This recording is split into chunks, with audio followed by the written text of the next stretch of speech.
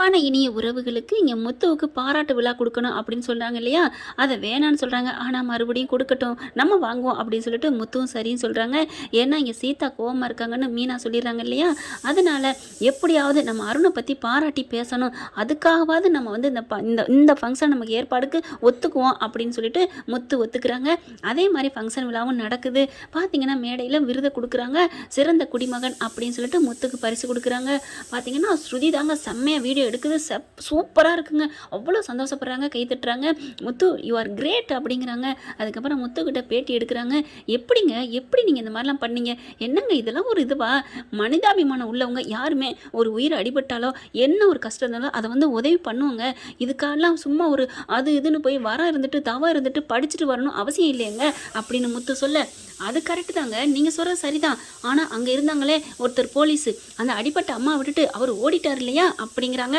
ஏங்க நீங்கள் என்னங்க சொல்கிறீங்க, அது அவரோட டியூட்டிங்க, அவரோட வேலைன்னா அதுக்காண்டி அந்த அம்மா உயிரை காப்பாற்ற அங்கே எத்தனை பேர் இருந்தாங்க, அங்கே நிறையா போலீஸ் ஆஃபீஸ் இருந்தாங்களே, ஏன் அவங்கெல்லாம் வந்து காப்பாற்ற மாட்டாங்களா? அந்த ஆள் இடிச்சிட்டு போனவன இப்படியே விட்டுட்டா என்ன ஆகும்? அதனால அருண் ஓடி போயிட்டு அந்த ரவுடியை பிடிக்க பார்த்துருக்காங்க.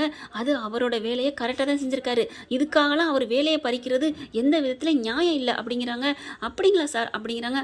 ஆமாங்க, அவர் போய் ரவுடியை பிடிச்சவங்கள வந்து வேலையை விட்டு நீக்குவாங்களாம். ஆனால் அங்கே இன்னும் போலீஸ் ஆஃபீஸ் இருந்தாங்களே, அப்போ அவங்க ஒன்றுமே பண்ணலையே, அப்போ அவங்களுக்கு என்ன தண்டனை கொடுப்பீங்க அப்படிங்கிறாங்க.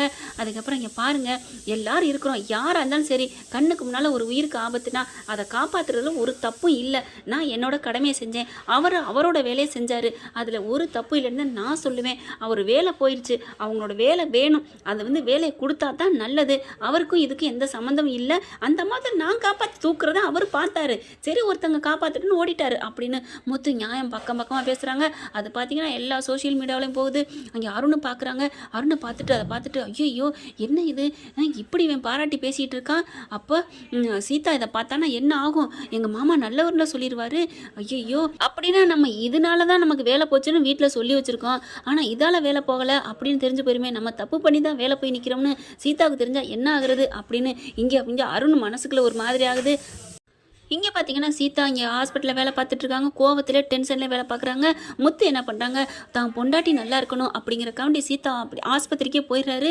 போயிட்டு பார்த்தா முத்து வந்திருக்காரு, உங்கள் மாமாவா அப்படிங்கல, நான் போய் பார்க்க விரும்பலை அப்படின்னு சொல்லி நிற்கிறாங்க. போயிடுறாருங்க, கிட்டக்கே போயிடுறாரு. சீதா அங்கேயில் திரும்புகிறாங்க. இங்கே பாரு சீதா, நான் என்ன பண்ணேன் சீதா, ஏன் இப்படி என் பக்கம் முகத்தை திருப்பிக்கிற, இங்கே பாருங்கள் உங்களால் வேலை போய் நிற்கிறாரு அப்படிங்கிறாங்க. என்ன சீதா, என்னாலலாம் வேலை போகலம்மா, நான் சொல்கிறத கேளு, நான் உயிரை காப்பாற்றினேன் அவ்வளோதான் அப்படின்னு சொல்லல. சீதா இங்கே பாருடி அப்படின்னு சொல்லிட்டு தன்னோட மொபைலேருந்து ஒருத்தவங்க கொடுக்குறாங்க. பார்த்தா அதில் அப்படியே வருது. பார்க்குறாங்க, முத்து பாராட்டி பேசுகிறாங்க அருணை பற்றி. பாத்தியாம்மா, ஓ மாப்பிள்ளைன்னு தெரிஞ்சு நான் எப்படிமா அப்படிலாம் பண்ணுவேன், ஓ புருஷன் பண்ணது தப்பு இல்லைம்மா, அப்புறம் ஏன் அவங்க வேலையை விட்டு தூக்குனாங்க, எனக்கு கோங்கமாக வருதே அப்படிங்கிறாங்க. அப்படின்னு அங்கேயே போய் கேட்போம் வா அப்படிங்கிறாங்க. அப்போ தான் சீதா பார்க்குறாங்க, அப்போ கண்டிப்பாக போய் கேட்கணும், இதில் என்ன என் புருஷனோட தப்பு இருக்குது, ஏன் இதுக்காலாம் வேலையை விட்டு தூக்குவாங்களா அப்படின்னு சொல்லிட்டு முத்துவும் சீதாவும் ஸ்டேஷனுக்கு போகிறாங்க. அங்கே போய் பார்த்தா என்ன சார் என்ன அப்படிங்கிற மாதிரி, நீங்கள் இப்போ தான் உங்களை நாங்கள் செல்லில் பார்த்தோம், சூப்பர் சார், கிரேட் சார், நீங்கள் வேறு லெவல் சார் அப்படிங்கிறாங்க. பரவாயில்ல இருக்கட்டும், நாங்கள் ஒரு விஷயம் கலெக்ட் பண்ண வந்திருக்கோம் அப்படிங்கிறாங்க. என்ன விஷயம் அப்படிங்கல, இல்லை இந்த அருண் ஒய்ஃப் தான் இவங்க. ஓ அப்படியா, வணக்கம்மா, என்னம்மா அந்த ஆள்கிட்டலாம் நீ எப்படிம்மா குப்பை கொட்டுற அப்படின்னு ஒரு ஆள் கேட்க, அப்படியே தூக்கி வாரி போடுது. சீதாவுக்கு அப்படி தலையை சொல்லி, இங்கே பாருங்கள் இதெல்லாம் நீங்கள் பேச தேவையில்லை அப்படிங்கிறாங்க. ஏம்மா நாங்கள் உண்மையை சொல்கிறோம், இங்கேயே ஒரு சின்னதாக அவர் வச்சிருந்த ஒரு பேப்பரை தட்டி விட்டுட்டோம், அப்படின்னால என் பேப்பரை நீ தட்டி விட்டுட்டியா, ஒன்றுக்கு நான் பெருசாக தட்டி விடுவேன் அப்படின்னு ஒரு மென்டாலிட்டி உள்ள மனுஷமா அவன் புருஷன், அவனுக்கு போய் ரொம்ப வக்காலத்து வாங்குற அப்படிங்கிறாங்க. சீதாவுக்கு என்ன சொல்கிறதுனே தெரியல. சார் இதெல்லாம் ஏன் சார் பேசுகிறீங்க, நாங்கள் ஒரு விஷயம் கேட்டுக்கு வந்தோம், என்ன சொல்லுங்கள், என்ன தெரியணும், அந்த அருணை பற்றி என்ன பேசுகிறக்கே எங்களுக்கு பிடிக்கல அப்படிங்கிறாங்க. அவர் நேர்மையானவர், அவரை போய் ஏன் இப்படி திட்டுறீங்க, இங்கே பாருங்கள் தொழிலில் நேர்மையாக தான் இருக்கார், அது கரெக்டு தான். இங்கே பாருங்கள், மனுஷனாக பிறந்து நல்லவனாக வாழணும்னா தொழிலில் மட்டும் நேர்மையாக இருந்தால் பத்தாது, மனிதாபிமானம் வேணும், கொஞ்சமாவது விட்டு கொடுத்து பாசத்தோட அன்போட அக்கறையோடு இருக்கிற தன்மை வேணும். சும்மா எதுக்கெடுத்தாலும் முறுக்கின கம்பி கயிறு மாதிரி அப்படி வெறப்பா நின்றுட்டு தான் என்ன அர்த்தம் அப்படிங்கிறாங்க. இப்போ என்ன சார் ஆச்சு, அவருக்கு ஏன் வேலை போச்சு, நாங்கள் இப்படி பேசுனதுனால, நான் அந்த உயிரை காப்பாற்றினால வேலை போச்சா அப்படின்னு முத்து கேட்குறாங்க. என்னது நீ பேசுனதுனால வேலை போச்சா? என்னையா இடையில வந்து பப்புன் மாதிரி பேசிகிட்டு இருக்க அப்படின்னு இன்னொரு ஆள் போலீஸ்கார் வந்து பேச, சார் என்னன்னு சொல்லுங்கள், நடந்தது என்ன அப்படிங்கிறாங்க. அட ஏயா கேட்குற, ஒருத்தங்கிட்ட லைசன்ஸ் இல்லை, ஏதோ பேப்பர் இல்லையா, அதுக்காண்டி பேப்பரில் காசை கட்டுன்னு இருக்காங்க. காசு இல்லைன்னு சொல்லியிருக்கான். இல்லைன்னு சொன்னால் சரின்னு சொல்லிட்டு ஃபைனை போட்டு தான் ஆகணும். காரை வண்டியை நிப்பாட்டி வைக்கணும். அதை விட்டுட்டு அந்த ஆளை போட்டு அடிச்சிருக்கான் அவன் புருஷன். என்னம்மா நினச்சிட்டு இருக்கான்? கை நீட்டுறதுக்கு யாரும்மா ரூல்ஸ் கொடுத்தா? காசுலேன்னு அழுதுருக்கான். ஒன்றும் மன்னிச்சு விட்டுருக்கணும் இல்லையா? நல்ல ஒரு மனசு இருந்தால் தான் காசை போட்டு கூட அப்புறமா தான் சொல்லியிருக்கலாம். அந்த மனுஷன் பாவங்க அடிச்சு இன்னைக்கு பாரு போயிட்டு ஆஸ்பத்திரியில் இருக்கிறான். அவனுக்கு டேட்டு கொடுத்துட்டாங்க. அந்தளவுக்கு ஒரு அடி 2 அடி குறும்பி குத்தாட கொடுத்துருக்கான். அவன் மண்டையிலேருந்து இதே வந்துருச்சு. என்ன நினச்சிட்டு இருக்கீங்க? உன் புருஷன் அவ்வளோ பெரிய தப்பு பண்ணியிருக்கான். இப்படி அவர் உயிர்கள்ட்ட அடிக்கிறது என்ன நினச்சிட்டு இருங்க? கைது பண்ணி அவனை உள்ளுக்க கூட வச்சிருந்துருக்கலாம். அவன்கிட்ட பேப்பர் இல்லை, சரியா இல்லைன்னு சொல்லிட்டு. ஆனால் அடிக்கிற ரைட்ஸ் யார் கொடுத்துருக்கா? கொலை குற்றவாளியே இருந்தாலும் அடிக்கக்கூடாதுன்னு சொல்லியிருக்காங்க. அப்படி இருக்கல இன்னைக்கு பாரு அவங்க பொண்டாட்டி பிள்ளைலாம் தவிச்சிட்டு இருக்கியா? என்னையா நினச்சிட்டு இருக்கா? உன் புருஷனும் உன் ஜகலையும் என்ன நினச்சிட்டு இருக்கியா அப்படின்னு கத்துறாங்க. அப்படியே தூக்கி வாரி போடுது. அப்போ அதுக்காக தான் வேலை போச்சா? ஆமாம், அதுக்காக தான் போச்சு. சும்மா விடுவாங்களா? ஒரு குற்ற உயிர்மா கிடக்குது. என்ன நினச்சிட்டு இருக்கான்? இதோட ஒரு கேஸ் இல்லை, இதோட இந்த மாதத்துக்குள்ள 3 கேஸ் வந்துருச்சு. 3 கேஸ் வந்தால் அப்படி தான் பண்ணுவாங்க. அதுக்காக தான் பண்ணோம். ஏன் உன் புருஷன் என்ன 1க்கு 2 சொல்லி வச்சுருக்கானா? நல்லா போ. இந்த மனுஷனை போட்டு மண்டையை உருட்டுறானா? இங்கே பார், நான் நடந்ததை வச்சும் இந்த மீடியாவில் பார்த்ததை வச்சும் சொல்கிறேன், இந்த மனுஷன் ரொம்ப நல்லவனா தெரிகிறாரு. ஆனால் உன் புருஷன் எங்களுக்கு நல்லா தெரியும், அவன் சரியான இரிட்டேட்டிங் பிடிச்ச ஒரு சைக்கோ. போமா போய் அவனை திருத்துற வழிப்பாரு போமா அப்படிங்கிறாங்க. சீதா தாரையாக அழுகுறாங்க. வெளியில் வந்துட்டு மாமா என்னை மன்னிச்சிருங்க மாமான்னு அப்படி கையை பிடிச்சி அழுகுறாங்க.